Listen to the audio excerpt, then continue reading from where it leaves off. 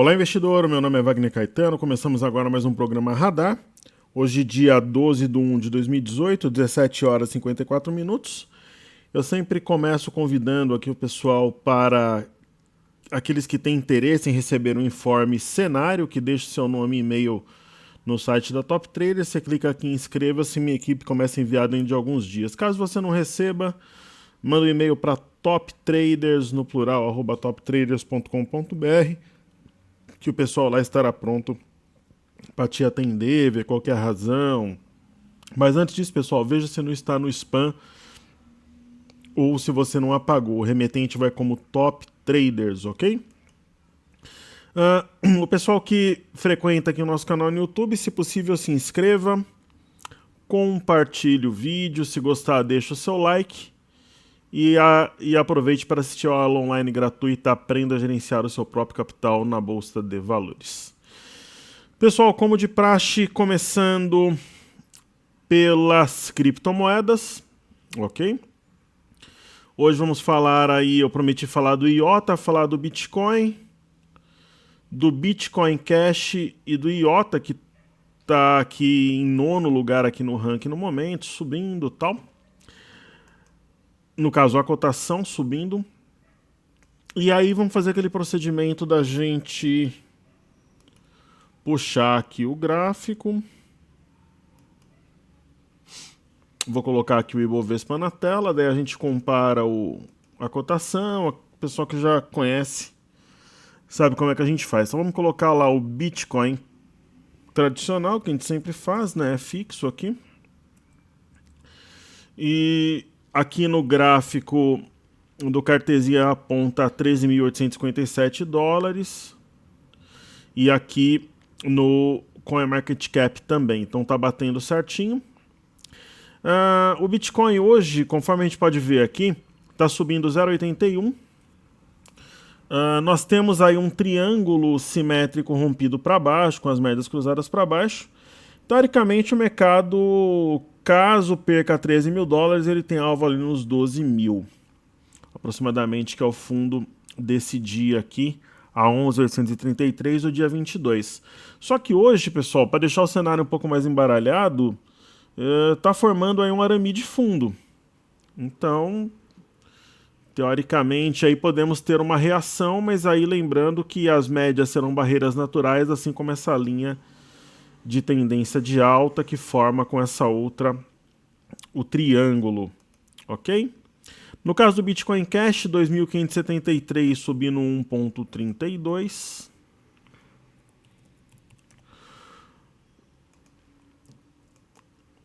Vamos ver ali numericamente se está batendo certinho.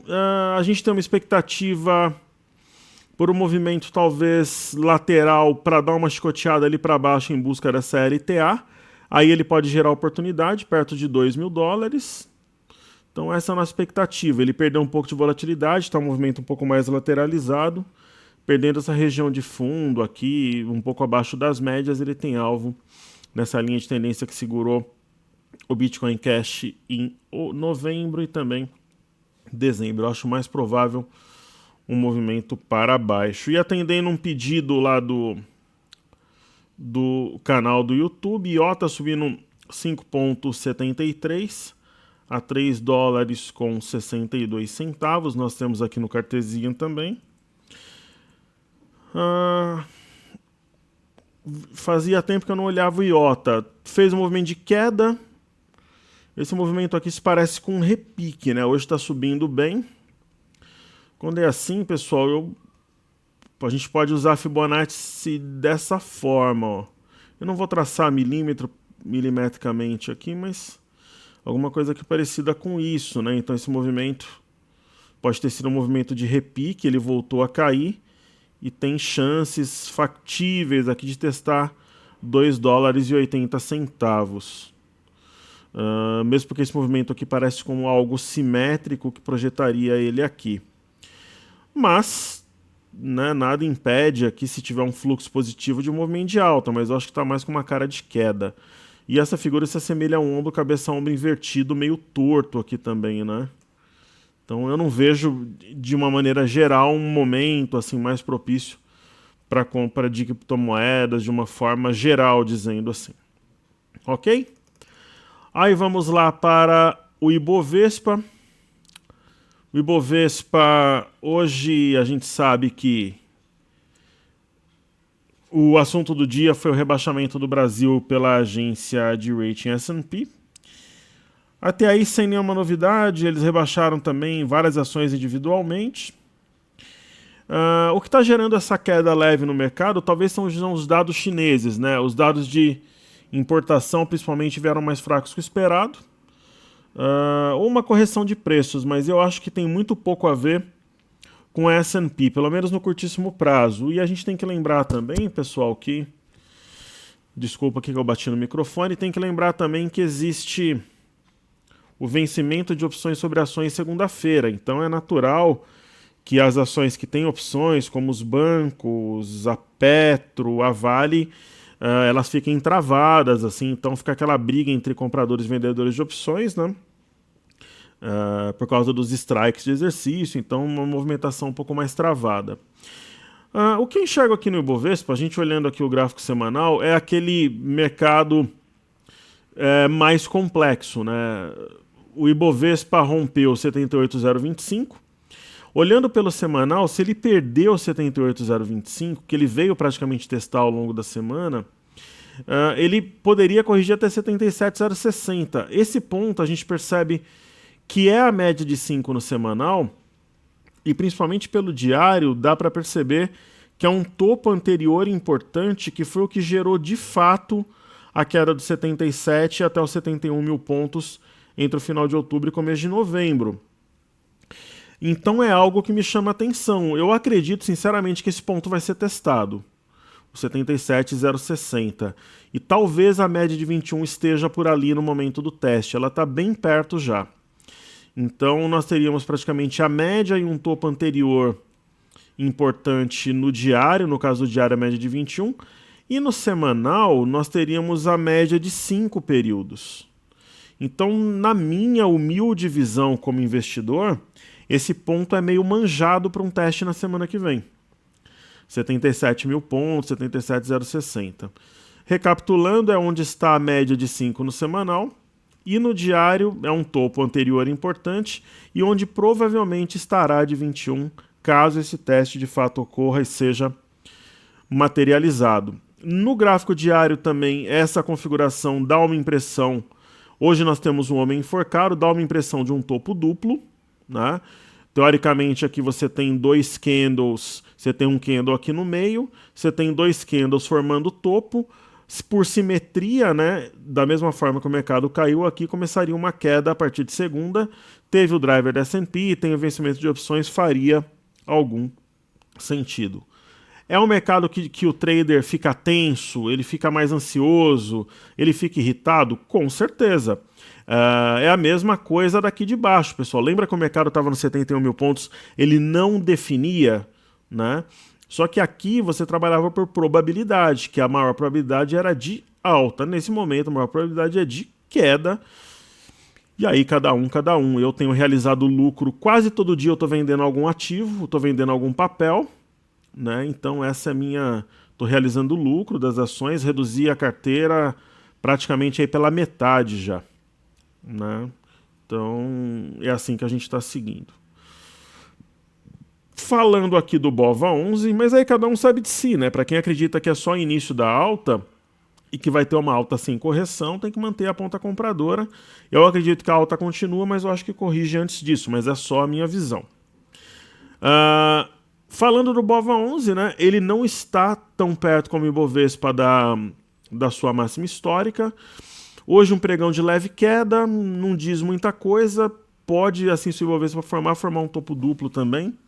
O pregão de hoje não diz muito. O que a gente pode perceber aí é que a mínima é mais alta que a de ontem, a máxima está bem parecida ali. No caso do índice futuro, semana passada, a semana finalizou aqui no dia 5, o fechamento foi 79.630. Nesse momento está 79.725, então não teve alta no índice essa semana. O mercado está fechando de lado. né? Então tem esse sentimento altista. Nossa, o mercado comprador, na verdade, ó, sexta-feira fechou 79.630, está 79.720, né? Então tá praticamente aí de lado, tá, em relação, talvez, vai saber se por um charme aí o mercado não fecha igual. Então é um mercado lateral, ele fez um rompimento falso, fez uma correção até o topo de 78.540, subiu, recuperou o que tinha devolvido e simplesmente está fechando de lado. Então não tem alta, por exemplo, essa semana, é uma semana lateral, ok?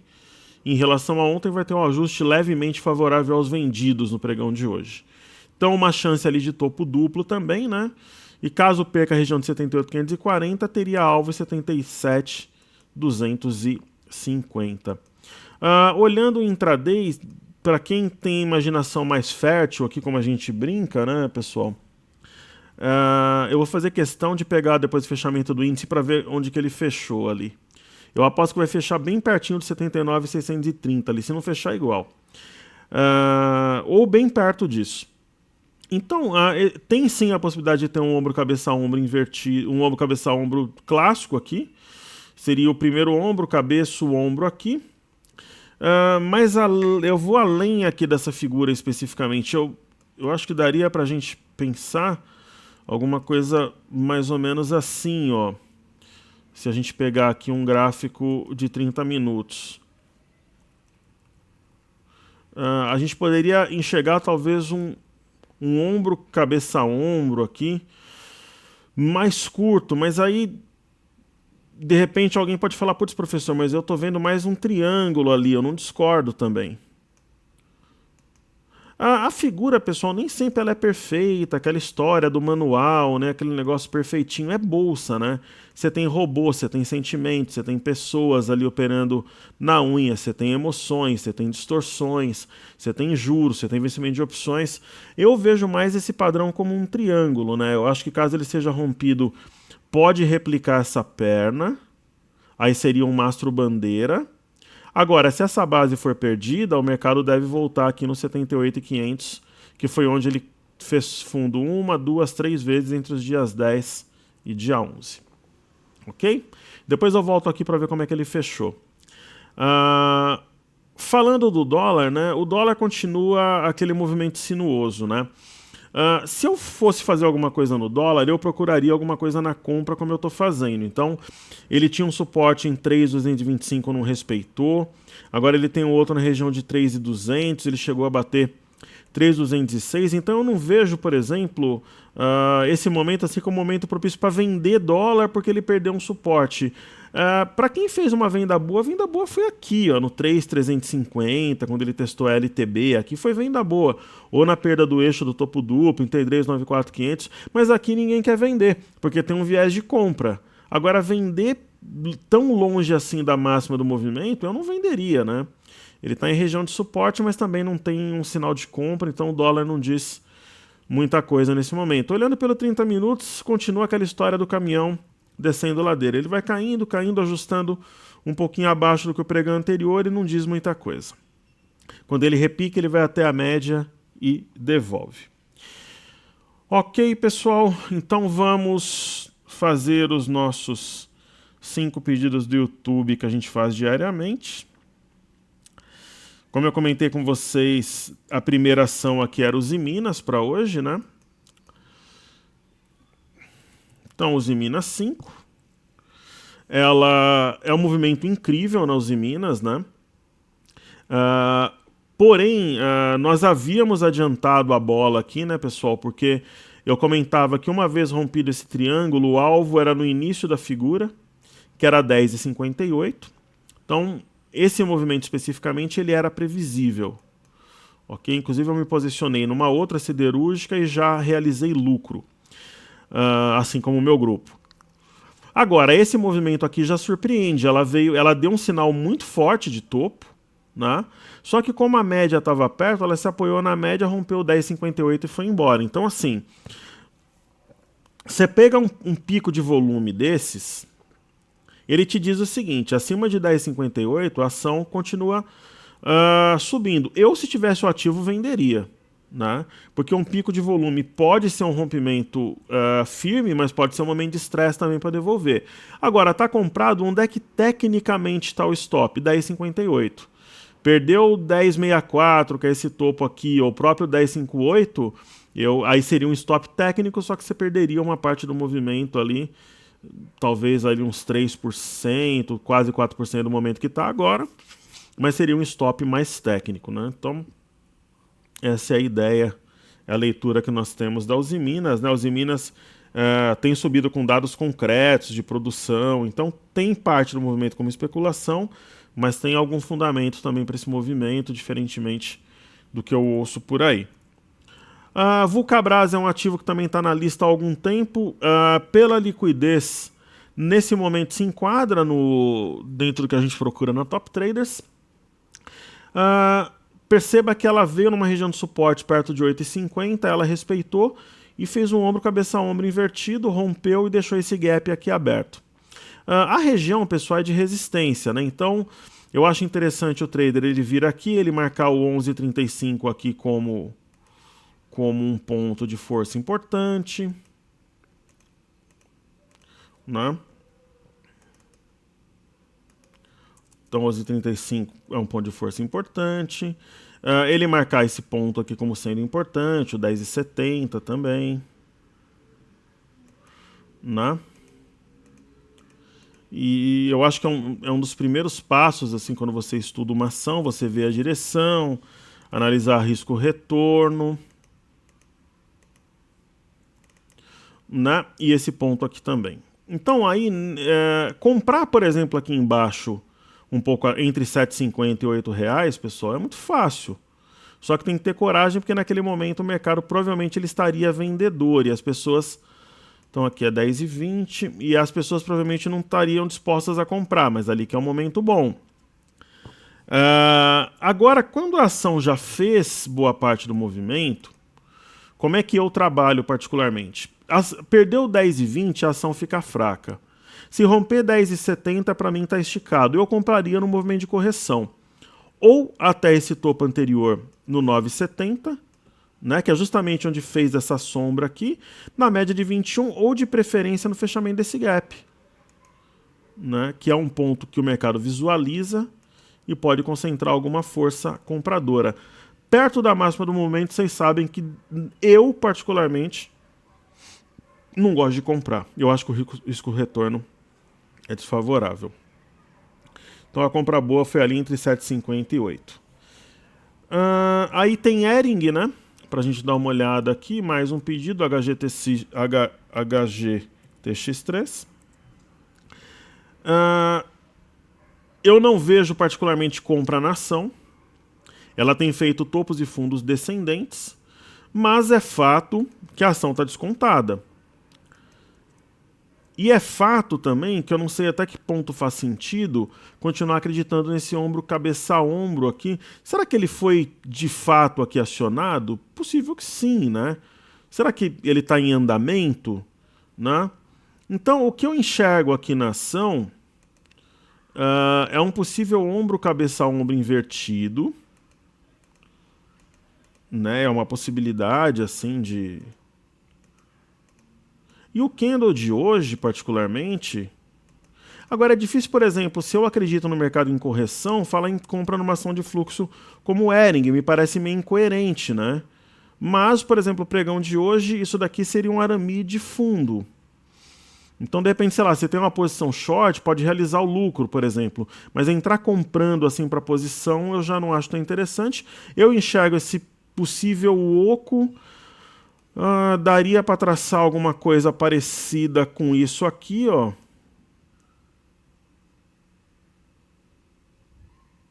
Né? Será que isso daqui é uma cunha de repente, né? Aí eu traçaria aqui a linha de cima. Aqui eu acho que não faz muito sentido. Então a gente apaga, né? E de repente traçar alguma coisa mais perto disso aqui, né? Então o papel, você pega o papel e vai estudando, né? Será que isso daqui é uma cunha descendente que geralmente gera uma entrada na ponta compradora, caso essa LTB aqui seja rompida e essa média é uma hipótese, né? Então vale a pena ficar de olho aí na ação, porque em alguns momentos eu já me lembro que ela fez movimentos também antagônicos, apesar de ser um papel de fluxo. Uma outra ação que o pessoal pediu também é a BCB4.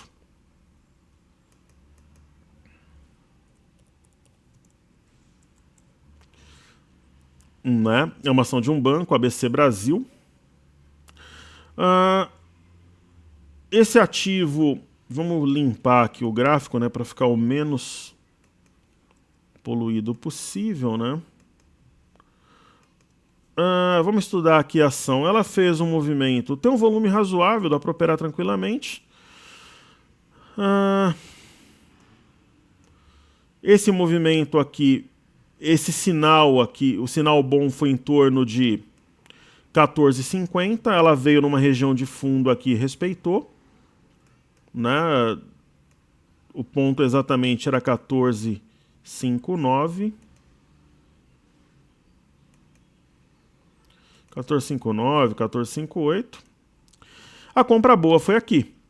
Esse daqui foi um padrão penetrante, rompeu essa resistência, subiu e já está perto aqui de objetivo. Então eu particularmente realizaria lucro e aguardaria uma correção até a média de 21 ou até essa região aqui de 16,27. Eu não compraria nesse patamar, mesmo ciente que ela tem potencial para chegar aos 18, que seria uma resistência tripla aqui que derrubou um topo triplo, também conhecido como Três Montanhas, que derrubou o papel. Ok, aí vamos para o último ativo pedido do YouTube de hoje, que é Klabin 11. Antes da Klabin 11, deixa eu dar uma olhada aqui como é que está o leilão. Tá no leilão ali no índice futuro, né? E tá no preço... Não, na verdade já fechou. Fechou 79,705. Eu achei que ia fechar perto de 79,630 para igualar a semana passada, mas ela fechou um pouquinho acima. Fechou 75 pontos acima. Então fechou para o ajuste. Se você for ver o ajuste, fechou igual a semana passada. Então não teve semana de alta, foi semana lateral, né? Não teve semana altista. Então KLBN 11, que é Klabin. Eu particularmente não vejo uma situação que favoreça a compra, sendo bem sincero para o papel. Nós tivemos vários pedidos desse ativo. Deixa eu deixar o gráfico mais limpo possível aqui. Deixa eu ver se eu acho no semanal onde é que está esse ponto de força, para eu apagá-lo e o gráfico ficar limpo. Acho que está por aqui. A gente que está no semanal, vamos dar uma olhada. No semanal, ela vinha fazendo topos e fundos ascendentes, a gente pode até considerar. É que assim, em mercados de alta, parece que é meio pecado você falar que alguma coisa tem uma configuração de baixa, parece que você é um herege, assim, eu percebo isso, né? Então, por exemplo, a Klabin, ela perdeu a LTB, a LTA, a linha de tendência de alta, que vinha desde o começo de 2017, e ela fez inclusive um pullback e sentiu essa LTB no semanal, né? Então, assim, putz, é pecado falar em queda, porque o mercado está subindo, como se tivesse alguma influência. Então, assim, isso daqui foi um pullback nessa LTB e ela cedeu, pessoal. Está fechando praticamente na mínima da semana. Eu não vejo nada ali que favoreça uma operação de compra, sendo bastante sincero. Ok? E indo aqui para os ativos fixos, né? Falar de Petrobras. Hoje o petróleo virou, a Petrobras virou junto. Eu estava vendo aqui, ó, o petróleo, quando eu estava começando a gravação, ó, o WTI, que é o petróleo negociado na NYMEX em Nova York, ó, fechou em alta de 50 centavos de dólar, 0,78%, 64,30, uma cotação importante. Ok? E na ICE, que é em Londres, né, subiu 88%, 61 centavos de dólar, quase 70 dólares. Quem diria o petróleo? 69,87. Então é algo relevante. E a Petrobras seguiu esse fluxo, né? Ela, movimento possível aí, a gente sabe que ela tem essa região de 17 e 34 como possibilidade, foi resistência aqui, foi máxima do movimento atual. E como disse um aluno meu, professor, você falou que o alvo da Petrobras era esse por causa da simetria. Tinha falado mesmo. Hoje ela bateu 17,41, praticamente cumpriu o objetivo. Se eu tivesse ação, eu venderia. Vale, eu não compro, é muito difícil vocês ouvirem eu dizer, pessoal, que eu comprei Petro, Vale, Bradesco e Itaú Banco do Brasil. Pode ocorrer, mas a relação delas com o índice é muito íntima. Então, como eu estou sempre comprado ou vendido no índice, acaba você fica com uma dupla exposição, enfim. Falando de Vale, hoje o minério caiu 2,07 na China, mas a Vale subiu. Ela foi aí junto com o fluxo e tá segurando na média de 5, a média de 21 tá subindo, tá bem aqui no gap. E é isso, né? Ela pode fazer um topo duplo aqui no 43,75, hoje a máxima foi 43,66, ou pode romper esse ponto e dar mais uma esticada aí. Tendência de alta, né, pessoal? Tá exagerado, e só que tem as opções, né? Vamos ver como é que ela reage ao vencimento de opções na segunda-feira. E aí, falando aí de bancos, né, pra gente finalizar. BBDC4. Hoje chegou a trabalhar em queda, mudou muito pouco, né? É a mesma coisa que eu estava falando de Bovespa. Você pega o fechamento no dia 5, 35,51, hoje 35,50. Não teve alta em Bradesco. Fechou exatamente lateral, por diferença de 1 centavo.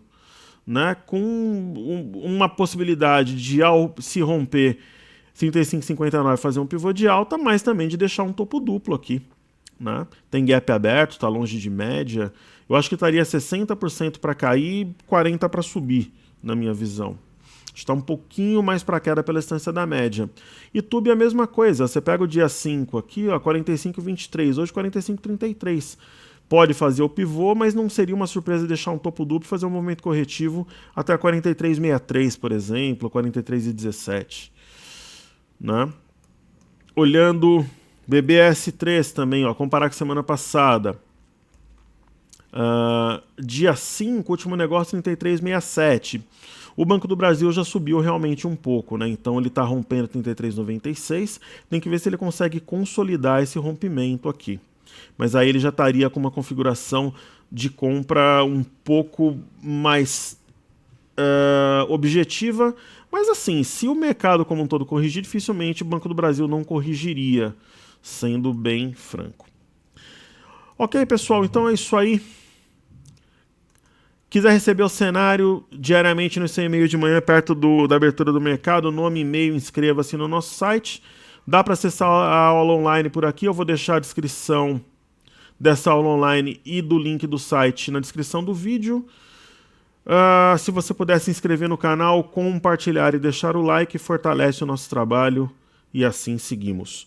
Um excelente final de semana, obrigado pela audiência, pelo apoio. Se você tiver algum ativo que você queira que a gente estude, deixa ali na área de comentários que assim será feito. Eu faço o programa aqui com muito prazer, muita satisfação. Respondo os comentários da mesma forma, é o momento que eu relaxo ali no dia, é o meu lazer.